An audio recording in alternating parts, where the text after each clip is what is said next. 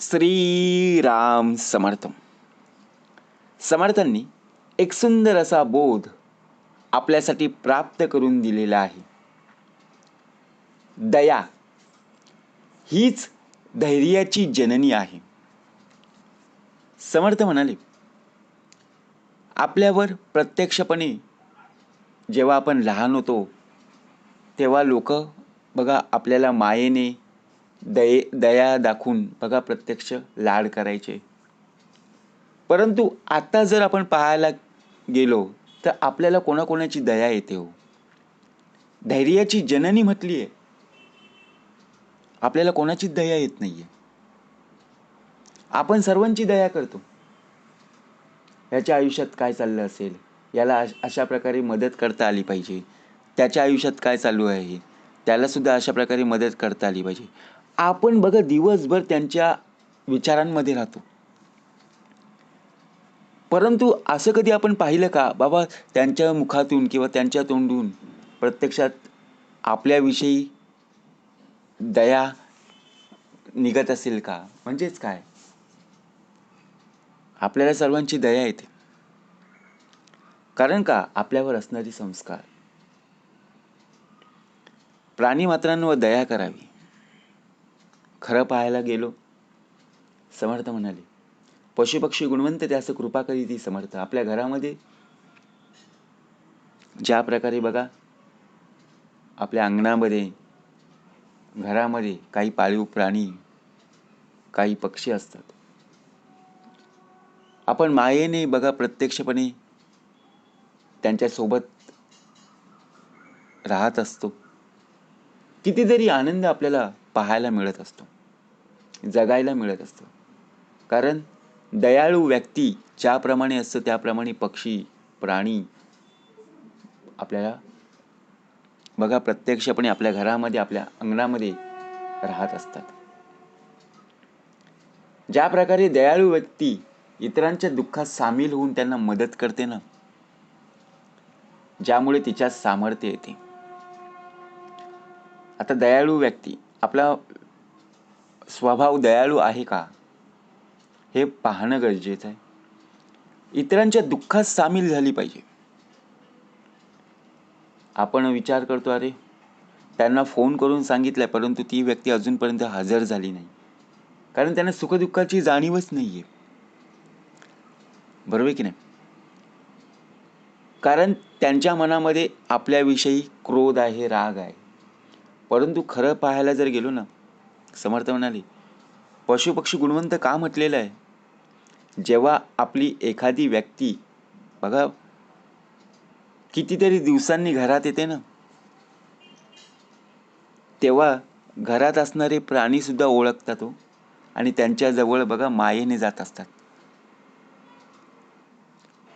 आणि आपल्या घरातली कोणी व्यक्ती जर गेली असेल बघा, तिथपर्यंत ते शेवटच्या क्षणापर्यंत थांबत असतात. परंतु आपण कुठे लोक बघा प्रत्यक्षपणे आपल्याच घरातली जर कुठे जात असतील ना, तर आपण दाराजवळ सुद्धा आपण जात नाही आहे, तिथूनच आपण बोलतो हा जा. एवढंच विचार करा. मग प्रत्यक्षात जर आपण पाहायला गेलो, धैर्य काय सांगितलं? समर्थ म्हणाले, दया इतरांबद्दल वाटणारी सहानुभूती, करुणा आणि मदत करण्याची भावना. त्याचप्रमाणे समर्थ म्हणाले, भीतीवर मात करून योग्य कृती करण्याची शक्ती. आपल्या मनामध्ये एक प्रकारची भीती असते, परंतु धैर्य हा शब्द वापरल्यामुळे भीती आपल्या मनातून गेलीच पाहिजे. जे आपल्याला कार्य करायचं आहे ते उत्तम प्रकारे करायचं आहे. जननी म्हणजे जन्म देणारी. बघा, जेव्हा आपण इतरांवर दया करत असतो, त्यांच्या वेदना समजून घेत असतो, तेव्हा आपल्यामध्ये एक आंतरिक शक्ती निर्माण होत असते.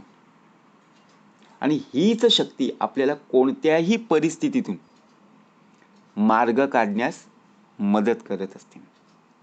आणि हेच खरे धैर्य आहे. केवळ स्वार्थापोटी केलेले धाडस नाही, तर परोपकाराची भावना हेच धैर्याचं मूळ आहे. म्हणून स्वार्थीपणा नसावा. समर्थांनी उत्तमाचा भाग दिलेला आहे. एक घनदाट जंगल होतं आणि त्या जंगलामध्ये एक गरीब व्यक्ती पण अत्यंत दयाळू, ज्याप्रमाणे जंगलामध्ये जायचं, लाकूड तोडायचा प्रामाणिकपणाने. एके दिवशी त्याला एका जाळ्यात अडकलेला एक जखमी सिंह दिसला. दररोज तो जायचा. सकाळ झाली की बघा प्रत्यक्षपणे लाकूड तोडायला जायचा आणि दिवस मावळ्याच्या अगोदर बघा प्रत्यक्षपणे घरी यायचा. असा दररोज त्याचा दिनक्रम चालू होता. पण त्याला एका जाळ्यात अडकलेला जो सिंह दिसला, जखमी सिंह, त्या सिंहाला पाहून इतर लोक, त्या रस्त्यातून जाणारी, घाबरून पळून जायची. पण या दयाळू लाकूड तोड्याने बघा त्या सिंहाची मदत केली आणि त्याचप्रमाणे त्याने स्वतःचा जीव धोक्यात घालून ते जाळं तोडण्याचा प्रयत्न केला. आता विचार जर आपण केला, एवढा भला मोठा सिंह, त्याच्या समोर जाणं, त्याच प्रकारे एक प्रकारे धाडस लागणं, बघा धाडस असणं गरजेचं आहे ना. मनामध्ये जर भीती असेल ते समोर जाऊ का हो? बरोबर की नाही? परंतु तो दयाळू होता, प्रामाणिक होता. त्याला माहीत होतं की आपण जे काही करत आहोत ते चांगल्यासाठीच करत आहोत. त्या अडकलेल्या जखमी सिंहाला बघा प्रत्यक्ष त्या जाळ्यातून मुक्त केले, कारण सिंह जखमी होता. तरीही त्याने लाकूड तोड्याचे आभार मानले. समोर आला, त्या बघा लाकूड तोड्याच्या समोर आला आणि तिथून प्रत्यक्षपणे त्या जंगलातून निघून गेला. काही दिवसांनी याच जंगलात एक मोठा राक्षस आला. तो खूप क्रूर होता आणि जंगलातील प्राण्यांना त्रास देत होता. एके दिवशी त्या राक्षसाने लाकूड तोडायला पकडले. त्याच्या वाटेमध्ये बघा प्रत्यक्षपणे दररोज त्या वाटेने जात असताना पशुपक्षी पाहायला मिळायचे, परंतु त्याच वाटेमध्ये तो राक्षस आडवा आला.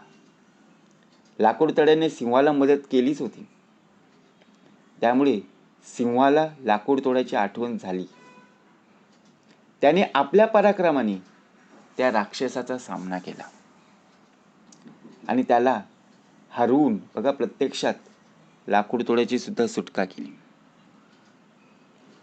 म्हणजे आपण केलेले कर्म कुठे बघा प्रत्यक्षपणे वाया जात नाही.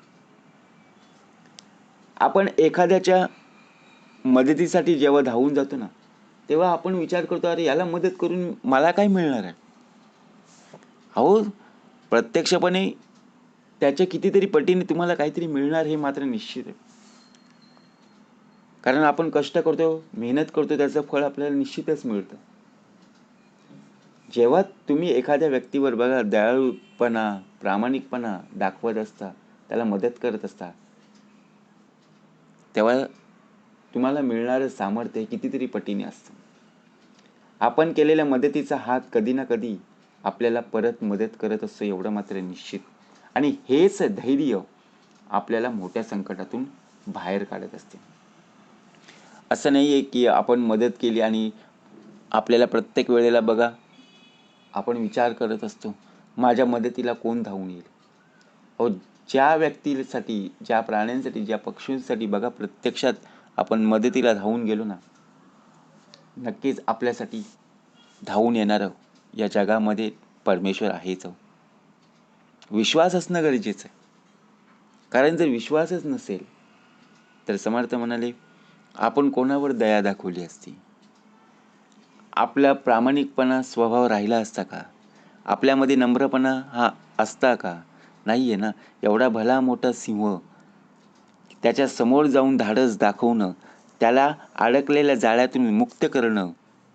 समर्थ म्हणाले, प्रत्येकाची परीक्षा असते आणि त्या परीक्षेला सामोरं जात असताना बघा आपल्याला सुद्धा तिथं कटाक्ष राहणं गरजेचं आहे.